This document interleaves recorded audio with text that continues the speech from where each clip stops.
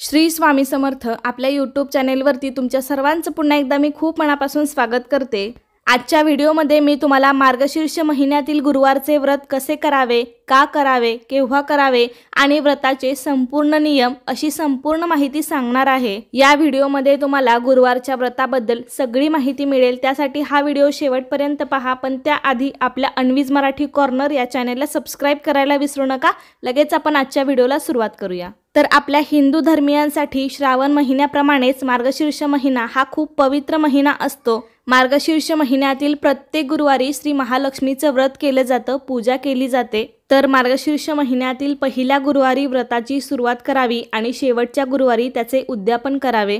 आणि जरी काही कारणास्तव तुम्हाला हे व्रत मार्गशीर्ष महिन्यामध्ये करायला जमलं नाही तर कोणत्याही महिन्यातील पहिल्या गुरुवारी या व्रताला सुरुवात करावी आणि त्याच महिन्यातील शेवटच्या गुरुवारी या व्रताचे उद्यापन करावे। काही जण तर वर्षभर या व्रताचे पालन करतात, म्हणजे वर्षभर प्रत्येक गुरुवारी ही पूजा केली जाते, किंवा फक्त वर्षभर दर गुरुवारी कथा जरी ऐकली किंवा वाचली तरी सुद्धा चालेल। आपल्या घरामध्ये धनधान्य, धनसंपत्ती, सुख समाधान, शांती, ऐश्वर्य कायम टिकून राहावे, त्याचबरोबर लक्ष्मीची कृपा आपल्यावर सदैव असावी यासाठी हे महालक्ष्मीचं व्रत केलं जातं। तर मार्गशीर्ष महिन्यातील प्रत्येक गुरुवारी या व्रताची मांडणी करायची असते, पूजा करायची असते। तर या दिवशी सकाळी लवकर उठून आपल्याला सर्वात प्रथम आपलं अंगण, घर स्वच्छ झाडून घ्यायचं आहे। तर गुरुवारच्या दिवशी फरशी पुसू नये असं म्हटलं जातं, तर त्याऐवजी तुम्ही आदल्या दिवशी म्हणजे बुधवारी दुपारी फरशी पुसू शकता आणि गुरुवारच्या दिवशी मात्र जिथे पूजा मांडायची आहे तिथली जागा तेवढी स्वच्छ करून त्या ठिकाणी पूजा मांडू शकता।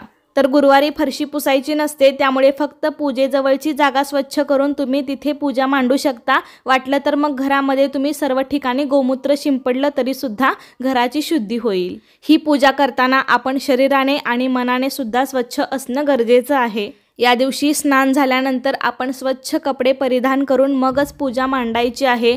त्याचबरोबर आपलं आचरण सुद्धा या दिवशी चांगलं असावं। कुटुंबातील कोणत्याही व्यक्तीने एकमेकांशी वादविवाद, शिव्याशाप न करता सर्व सदस्यांनी प्रसन्न वृत्ती ठेवावी, प्रेमाने व गुण्या गोविंदाने वागावे। तसेच ही पूजा करताना किंवा कथा वाचताना, ऐकताना आपण शांत चित्ताने, प्रसन्न मनाने करावे, मन आपले आनंदी असावे। हे मार्गशीर्ष महिन्यातील गुरुवारचं व्रत चालू असताना कधीकधी आपल्याला आकस्मिक अडचण उद्भवते, तर अशा वेळी आपण उपवास जरूर करावा आणि पूजा आरती कोणाकडूनही करून घेतली तरीही चालेल। किंवा या महिन्यातल्या गुरुवारच्या दिवशी एखादं दुसरं व्रत असेल, जसं की संकष्टी किंवा एकादशी जरी असली तरी सुद्धा आपण या दिवशी पूजा आरती करायची आहे, कहाणी स्वतः वाचायची आहे किंवा ऐकायची आहे। आता अनेक जणांना प्रश्न पडतो की ही पूजा कोणत्या वेळेमध्ये करायची। खरे तर या दिवशी शक्य होईल तितक्या सकाळी लवकर ही पूजा करायची असते, पण काही जण जॉबला जात असतील किंवा त्यांच्या घरामध्ये काही अडचण असेल, सकाळी जमत नसेल, तरी सुद्धा तुम्ही दुपारी 12 वाजायच्या आतमध्ये जरी ही पूजा केली, मांडणी केली तरी सुद्धा चालेल। किंवा मग सायंकाळी 4च्या पुढे तुम्ही ही पूजा करू शकता। सायंकाळी 4 ते 6:30 किंवा 7 वाजेपर्यंत जरी तुम्ही ही पूजा केली तरी सुद्धा चालेल, कारण ती तिन्ही सांजेला लक्ष्मी येण्याची वेळ असते असे म्हणतो आपण। त्यामुळे तिन्ही सांजेच्या वेळी जरी तुम्ही ही पूजा केली तरी सुद्धा चालणार आहे। तर ही गुरुवारची पूजा कशी करायची याचा व्हिडिओ आपण कालच आपल्या चॅनेलवरती अपलोड केला आहे, तो तुम्ही अजूनही पाहिला नसेल तर खाली डिस्क्रिप्शन बॉक्समध्ये लिंक दिलेली आहे, नक्की जाऊन पहा। तर या दिवशी दिवसभर उपवास करायचा असतो आणि सायंकाळी देवीला नैवेद्य दाखवून मग तो रात्री सोडायचा असतो। या दिवशी सायंकाळी गाईला सुद्धा नैवेद्य द्यायचा असतो। गाईची पूजा करून गाईला सुद्धा आपण या दिवशी गोग्रास म्हणजे गाईला घास नैवेद्य आपण गाईसाठी सुद्धा द्यायचा असतो। ही पूजा संपूर्ण करून झाल्यानंतर शेवटी आपल्याला कथा वाचायची असते, किंवा कोणाला वाचता येत नसेल तर त्यांनी ऐकली तरी सुद्धा चालते। त्यानंतर पहिल्या गुरुवारी आपण जो कलशावरती नारळ ठेवतो तर तोच नारळ दर गुरुवारी वापरला तरी सुद्धा चालेल, फक्त तो सोलून घेऊ नका, कारण सोलला तर त्याला थंडीमुळे तडा जाण्याची शक्यता असते।